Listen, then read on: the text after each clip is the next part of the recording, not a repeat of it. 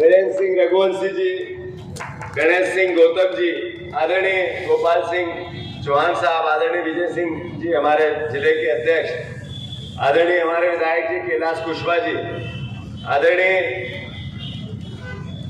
विधायक जी कहाँ गए, अशोक नगर वाले, आदरणीय हमारे अशोक नगर के विधायक जी, हमारे गुना के रागीलाल जी, हमारे ऋषि भैया, सम्मानित यूथ कांग्रेस, एनएसयूआई, महिला कांग्रेस, समाजवादी पार्टी के हमारे मनोज यादव जी, और मेरा अगर कहीं नाम छूट गया, चेहरा छूट गया हो तो मैं क्षमा प्रार्थी हूँ। महिला कांग्रेस के सभी परिवारजनों, सबसे महत्वपूर्ण आप सब। अच्छा, यूथ कांग्रेस का हमारा अध्यक्ष सिंधिया जी तो स्टाइल में मार देगा तू। सम्मानित सभी उपस्थित सभी साथीगण, विषय यह है कि लोकसभा की सबसे बड़ी पंचायत, और बिल्कुल सही है कि लोकतंत्र में दोनों दलों के नेता या जिसकी राजनीति में इच्छा शक्ति है सेवा की, वो अपनी बात कहता है, जनता जनार्दन होती है, आशीर्वाद देती है। अभी गुना संसदीय क्षेत्र से आदरणीय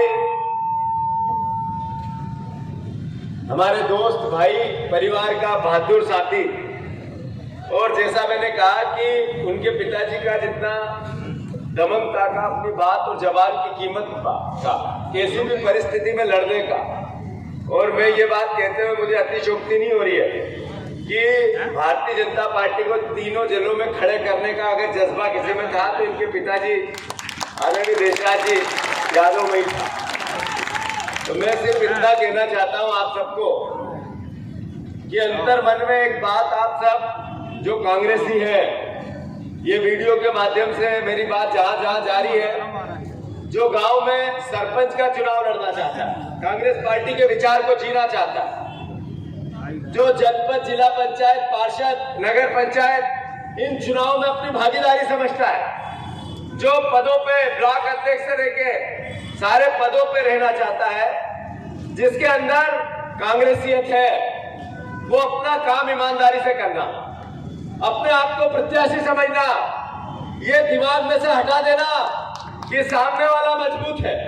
क्योंकि मैं आप सबको ये बात बता दूं कि जितने लालायत आप उनको हराने को है हो, उतनी ही बीजेपी भी तैयार बैठी है, वो भी अपना काम करेगी, चिंता मत करना इस बात। इसके कई कारण हैं, जैसा मैंने कहा कि देशराज जी अभी दुनिया में नहीं है, पर मुझे याद आती है वो बात, आदरणीय तनखा जी स्वर्गीय, ये बात चूंकि जब ईश्वर के पास कोई चला जाता है उन बातों का जिक्र करना उचित नहीं होता, पर सामान्यतः एक मुगावली के और हमारे विधायक थे, वो जब सदन लगा नहीं और इनके पिताजी की और इनके परिवार की कोई बात लेके खड़े हुए नहीं सदन में, विधानसभा में, मैंने एक बार, दो बार, तीन बार, चार बार, 10 बार, तो मैं पास में बैठता था, मैंने पूछा, मैं ज्यादा जानता नहीं था गुना शिवपुरी की राजनीति को, तो मैंने पूछ लिया कि आखिर ये देशराज जी यादव साहब है क्या, इतना क्यों गुस्सा है इनके खिलाफ, अरे क्या बात करो, मेरे पे उल्टी चढ़ाई करनी होगी, इतना ही पूछ लिया।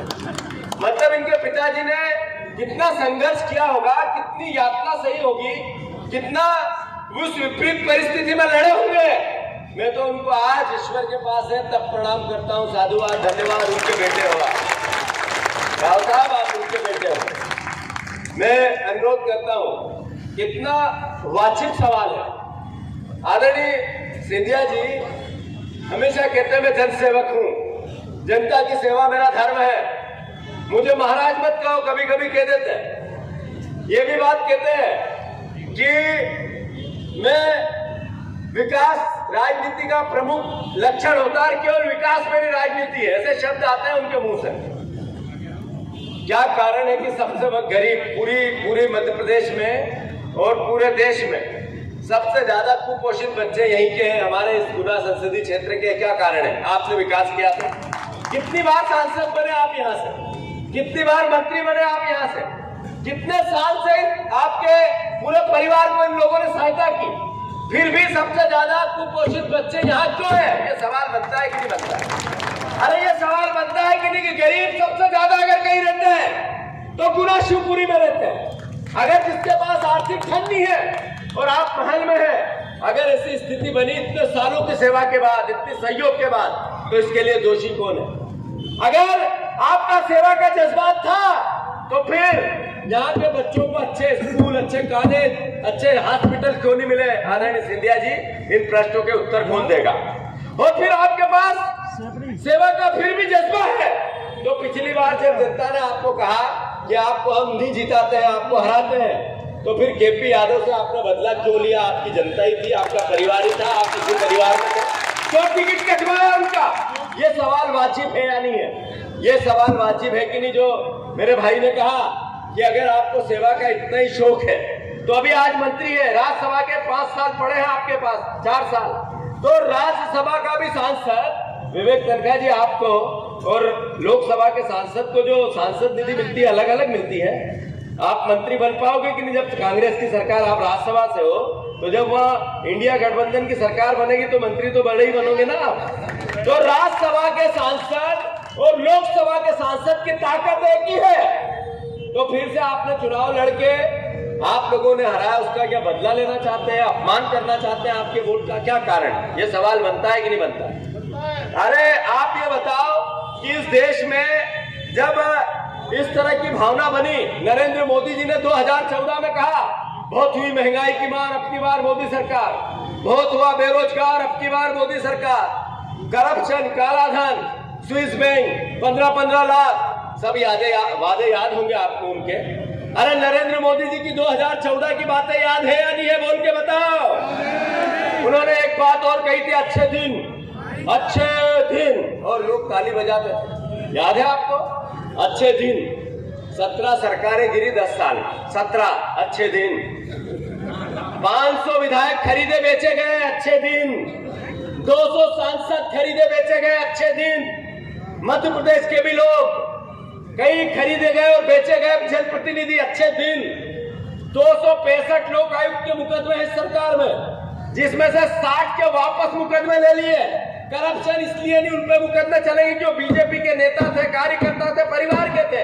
अच्छे दिन, अच्छे दिन, 141 लोग ईडी और सीबीआई ने, मोदी जी की ईडी और सीबीआई ने छापे लगाए, उसमें से 121 बीजेपी में चले गए, मोदी जी के साथ हो गए। अच्छे दिन, अच्छे दिन, जिसमें स्विस बैंक की लिस्ट नहीं आई, जिसमें गांधी परिवार का पैसा था और 15-15 लाख मिलना था। एसबीआई की लिस्ट आई, एसबीआई की लिस्ट में 40 लोगों पर ईडी और सीबीआई ने जांच की, गिरफ्तार किया, जेल में डाला।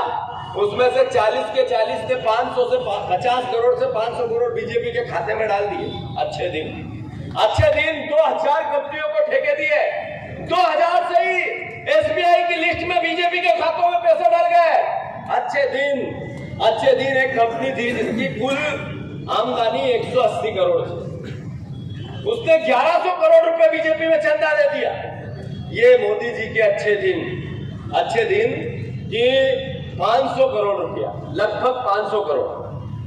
बीजेपी ने कहा चुनाव आयोग से और कोर्ट से कि हमारे ऑफिस के सामने रोड पे कोई बांड फेंक गया, हमने उठा लिया और केस करा दिया, उनका नाम ही नहीं पता, 500 करोड़ का। अच्छे दिन, अच्छे दिन कि एक लोकसभा में, एक जिले में बीजेपी के बड़े बड़े कार्यालय हो गए, 5000 करोड़ का दिल्ली में बीजेपी का नया कार्यालय बन गया।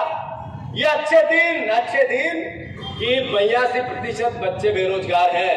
अच्छे दिन, शिवपुरी गुना का हर घर का बेटा बेरोजगार है। अच्छे दिन, अच्छे दिन, अच्छे दिन कि दुनिया के पहले 25 देशों में हम हैं जिसमें सबसे ज्यादा महंगाई है, जिसमें यातना है, पीड़ा है महंगाई। हम अच्छे दिन मोदी जी के कि जिसमें बहनों के साथ सबसे ज्यादा बलात्कार एशियन देशों में यहाँ होते, पाकिस्तान से भी ज्यादा ये हालात कर दिए हमारे। अच्छे दिन, जितने आदिवासी, एसटी, एससी, ओबीसी के लोग हैं जिन पर सबसे ज्यादा अगर कई अत्याचार होते हैं देश में तो मध्य प्रदेश में होते हैं। अच्छे दिन, यहाँ के लोगों के लिए हॉस्पिटल नहीं, यहाँ के चीतों के लिए, काले चीतों के लिए सब कुछ है। अच्छे दिन, अच्छे दिन, चीतों के लिए आदिवासियों को हटाएंगे, फोटो खिंचवाएंगे, उस पर भाषण देंगे, मीडिया को ले जाएंगे। अच्छे दिन, अच्छे दिन कि 5 गुना अंतर्राष्ट्रीय ऋण हो गया देश पे, 5 गुना जो हमारी सरकार थी 14 पे, उससे 5 गुना ज्यादा अंतर्राष्ट्रीय स्तर का जो ऋण है, कर्ज है, देश में हो गया। और सबसे बड़ी बात तो ये है कि डॉलर पहले 58 रुपए का था, 85 रुपए का हो गया। याद है कि नहीं आप लोगों को? 17 रुपया। मतलब एक कहानी ये है। ये मैंने क्यों बताया आपको? ये इसलिए बताया कि नरेंद्र मोदी जी के नाम पे वोट मांगे जा रहे हैं। वोट मांगे जा रहे हैं सेवा के नाम पर। वोट मांगे जा रहे हैं इसलिए कि देश को दुनिया में सबसे ऊपर ले जाना है। वोट मांगे जा रहे हैं नफरत के नाम पे, घृणा के नाम पे। वोट मांगे जा रहे हैं आदमी से आदमी में फर्क करके।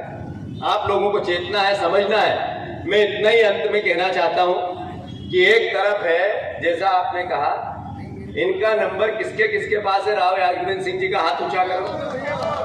सब पे झूठ झूठ बोलोगे तो भगवान राम की सौगंध है तुम।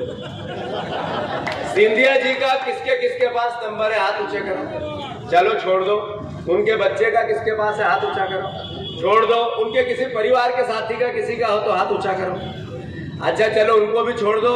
उनके जो, क्या बोलूं, अच्छा नहीं लगता, उनके साथ जो काम करते हैं दाएं बाएं साएं, वो भी आपको पैर तो छुआते ही होंगे। मतलब उनके छूने अलग बात है, नीचे वाले के छूने पड़ते हैं क्या?